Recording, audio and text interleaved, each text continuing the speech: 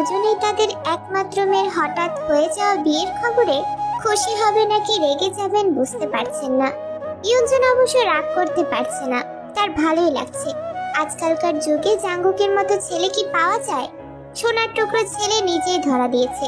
তাছাড়া জিনও থেকে খুব পছন্দ করে। ওনার মনে হচ্ছে যা হয়েছে আল্লাহর ইশারাতেই হয়েছে। ইয়ঞ্জন খুশিতে চোখের পানি ফেলে। সন্তানদের সুখ দেখলেই তো শান্তি লাগে। সব বাবা মাই চায় সন্তান ভালো থাকুক।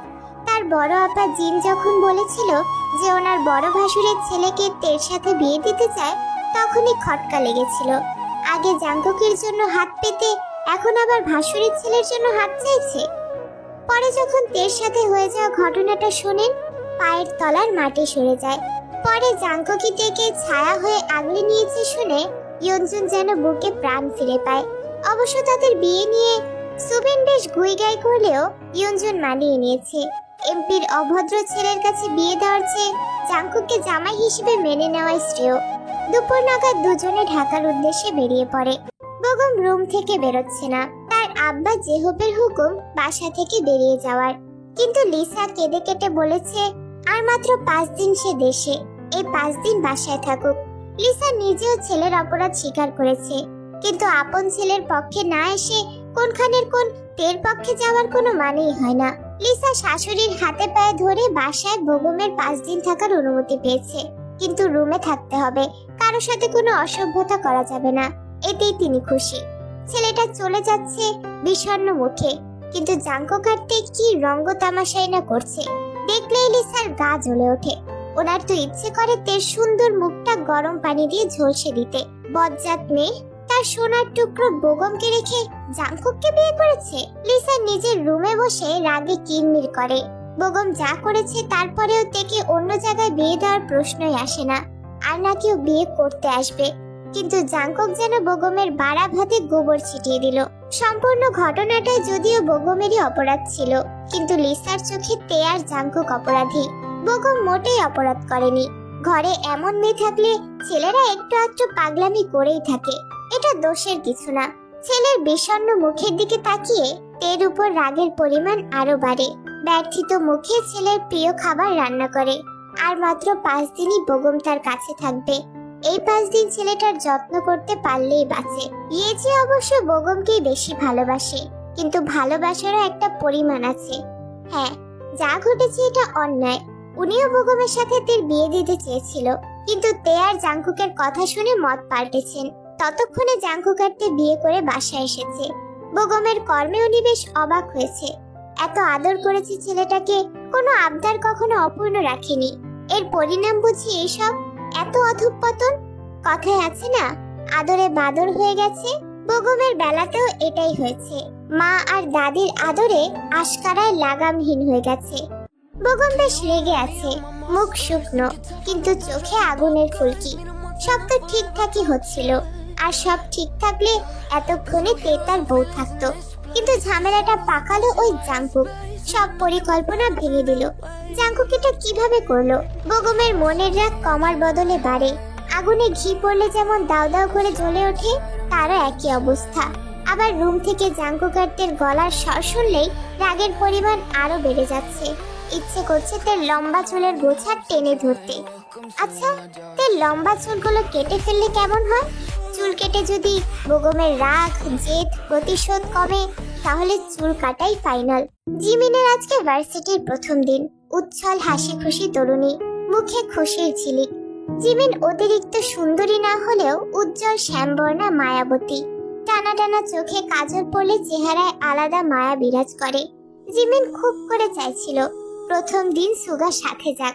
মানুষ প্রিয় মুহূর্তগুলো প্রিয় মানুষদের সাথে ভাগাভাগি করতেই বেশি স্বাচ্ছন্দ্য বোধ করে।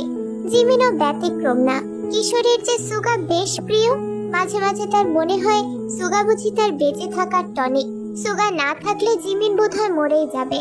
অথচ সে নিজেও জানে এসব যুক্তি, মনের যুক্তি এসব সমাজে খাটবে না।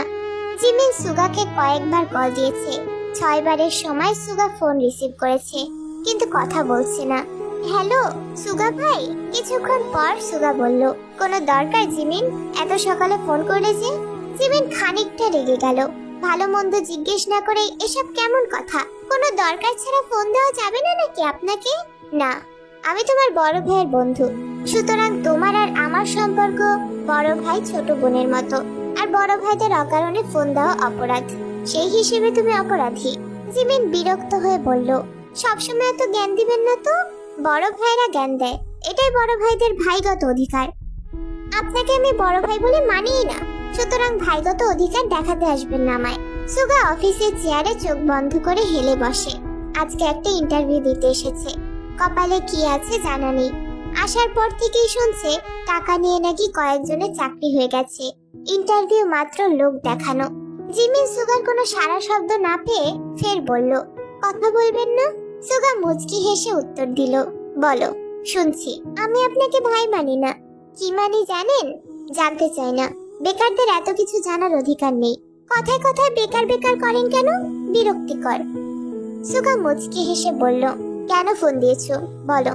আজকে ভার্সিটির প্রথম দিন তো আমি চাই আপনি আমার সাথে যান। সুগা অবাক হয়ে বলল, আমি কেন? ভার্সিটিতে মেয়েরা একা যেতে বেশি স্বাচ্ছন্দ্য বোধ করে।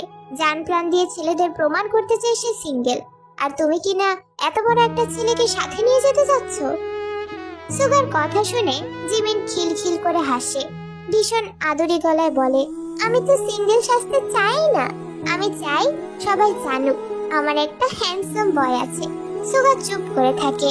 জিমিন আকুতি করে বলল, প্লিজ, না শুনতে চাই না। সুগা বুঝলো তার নরম গলা শুনে মেয়েটা ক্ষিপ্ত গতিতে এগিয়ে আসছে। চাপা অথচ রুক্ষ গলায় বলল, বেয়াদবি পেয়েছো? লিমিট ক্রস করবে না। কিছু বলি না দেখে এটা ভেবে বসো না যে মাথায় উঠে নাচার অধিকার দিয়ে দিয়েছি।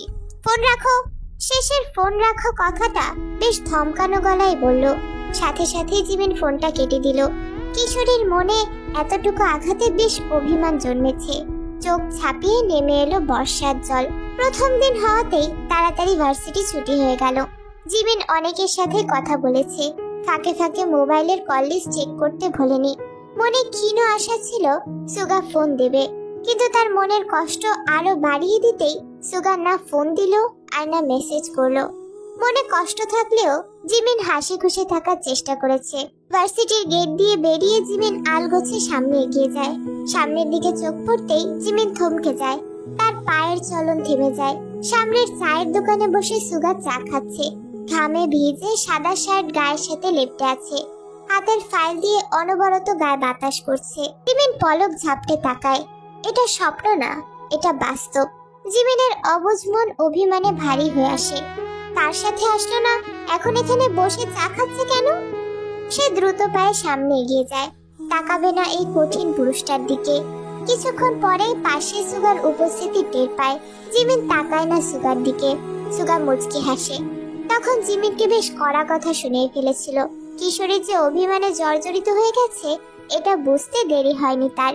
তাই তো ইন্টারভিউ শেষ করে ভার্সিটির সামনে চলে এসেছে। দ্রুত গতিতে হাঁটা জিমিনের দিকে তাকিয়ে বলল, রেগে আছো? এখন এসেছে দরদ দেখাতে। তখন এভাবে কথা বলার সময় মনে ছিল না রাগ হবে নাকি না? সুগা জিমিনের সাথে পায়ে পা মিলিয়ে হাঁটে। একটা অফিসে ইন্টারভিউ দিতে গিয়েছিলাম। জিমিনের মন খানিক নরম হয়। মাথা ঘুরিয়ে ক্লান্ত সুগার দিকে তাকায়। তার হাতে ফাইল আর ঘামে ভেজা শরীরের দিকে তাকিয়ে বলল, ইন্টারভিউ কেমন হলো? ভালো হয়েছে। আচ্ছা।